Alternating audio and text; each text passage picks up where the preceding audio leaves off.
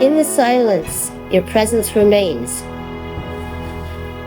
Raka was home to Widya, not just a lover, but a place of return, a calm amidst life's chaos. Together, they wove simple dreams. Weekend morning coffee, cooking together in a small kitchen, laughter in the rain, and growing old slowly in each other's warm embrace.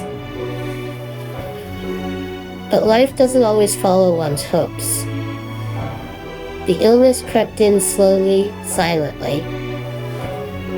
At first, it was just fatigue, then pain, and eventually the hospital. The diagnosis came like a storm. Late-stage cancer. Their days turned into moments of waiting, sterile rooms, silent embraces, and whispered prayers and tears. Widya stayed by Raka's side until his final breath. She held his hand, wishing time would stop, but it kept moving, and Raka was gone. He left behind a silence, an untouched coffee mug, and memories too heavy to bear. The days that followed passed slowly. Widya was alive, but not truly present. The apartment they once shared, once warm, now felt foreign. Raka's books remained neatly arranged, his coat still hanging by the door. Every morning, Widya would look in the mirror and no longer recognize herself. But time, indifferent as it may be, keeps calling. And one morning, as sunlight slipped through the curtains and touched Raka's mug, her heart whispered, "I'm still here. Try to get up." So she stood. She returned to work. Not because she was healed, but because routine was a lifeline that kept her from sinking deeper. Her office wasn't prestigious. Old desks, a leaky AC, and a copier that often broke down. But it was there that she tried to live again. She came in earliest and left the latest. Reports, emails, and meetings became her shield. She became a respected professional, but her heart was still broken. She rarely spoke unless it was work-related. But slowly, some people reached out. There was Lestari from finance, chatty and full of laughter, who dragged Widya to Friday lunches. And Bhagas from IT, who always brought her ginger tea when her eyes looked tired. They never asked about her past. They were just there. And through them, Widya began to smile again. Slowly. Laughter returned, though not as loud.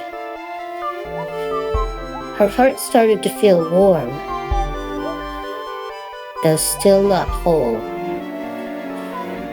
Then came Dimas. Dimas worked in a different division, not the type to stand out or be overly friendly. He was calm, modest, and his sincerity was felt even in silence.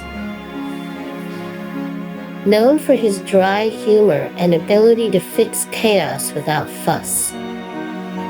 At first, Widya only knew him as that guy from the corner desk.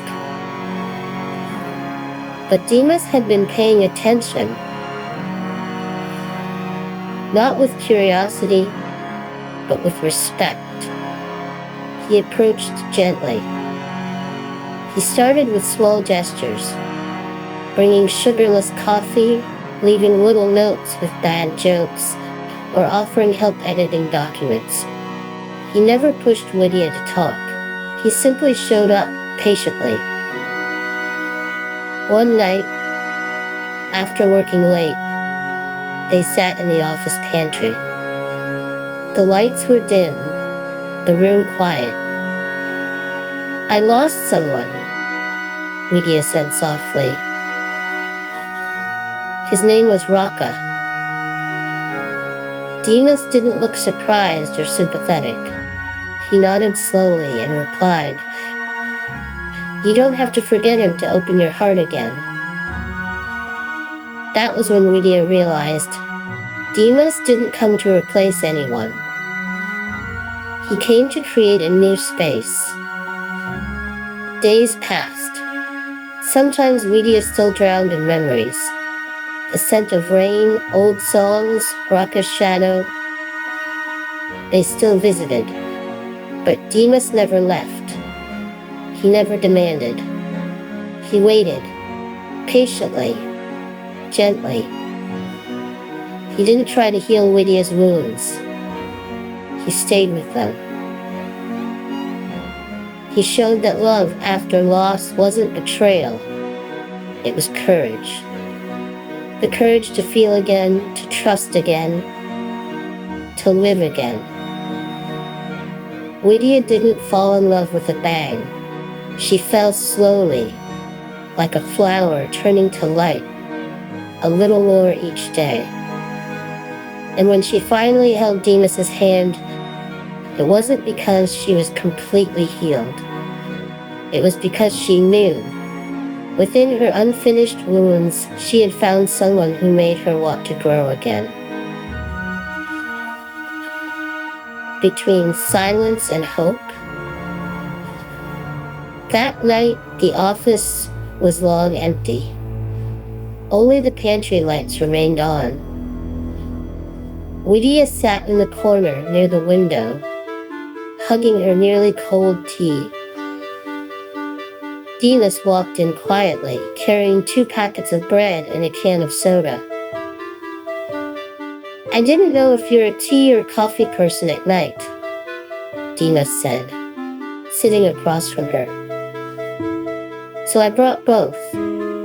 If you refuse both, well, I guess they're all mine." Lydia gave a small smile, her eyes still gazing out the window. "I'm on team silence," she said quietly. Several minutes passed in quiet, until finally, Lydia took a deep breath. "Have you ever felt like your whole life collapsed in one night?" Dimas turned to her, but didn't interrupt. He just waited. "I had someone once. Raka. We went through so much together. He felt like home. But then, he got sick and everything changed. In a matter of months, he was gone." Dimas lowered his gaze for a moment, his voice gentle. "I'm sorry for your loss, Wade. At first, I didn't know what to do. Even breathing felt pointless. But time moved on, and I was forced to follow. I got up, worked again, met people again. But a part of me felt missing. Like there was a space no one could ever fill. And that's okay," Dimas replied softly. "Wounds don't have to heal fast. Sometimes we need to embrace them first so they don't keep hurting." "I know Raka mattered, and I can never be him," Dimas continued. "But maybe I can walk beside you, not to replace, but to accompany."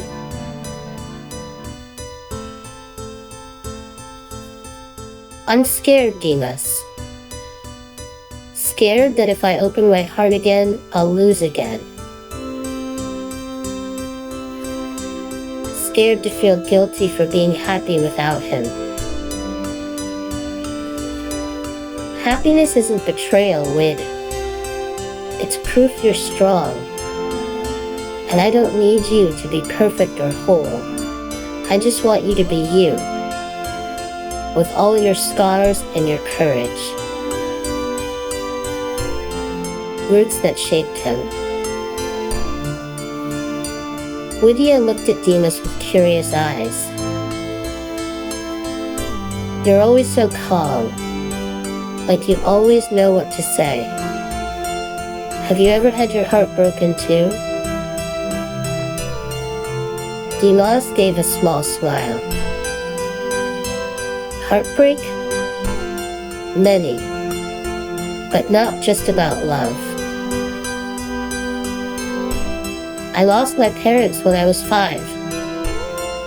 Since then, I lived with my grandma in a small village near Mount Lowell. She was a farmer. I grew up in the fields, not walls or playgrounds. From her, I learned patience. I learned acceptance. She never complained, even when life was tough. She once told me, "We're just passengers, Mas Dimas. Life isn't about having it all. It's about how we keep walking, even when all we have left is hope." Maybe that's why you understand me? Widya asked. Dimas nodded. Maybe because I know how it feels to lose. But I also know what it means to be saved. My grandma saved me with her quiet love. And I guess I want to be a safe place for someone too one day. Not to rescue, just to walk with them. An open ending. That night, as they stepped out of the office together, the city breeze carried the scent of fresh rain. Widya held Dinas's hand calmly. She still kept Raka's memory. But now beside her stood Dimas. Not a shadow of the past, but a light gently shaping the future. And for the first time, Widya didn't feel guilty for smiling. She simply felt alive again.